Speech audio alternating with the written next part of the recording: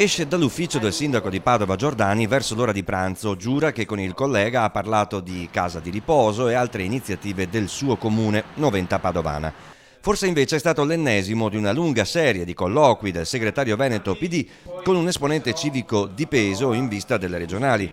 I giorni passano e Bisato ha il mandato di sentire tutte le forze di centrosinistra, che siano partiti o liste, senza escluderne nessuna. Un colloquio aperto anche con il Movimento 5 Stelle, perché io ritengo che vada espressa un'unità interna ed esterna.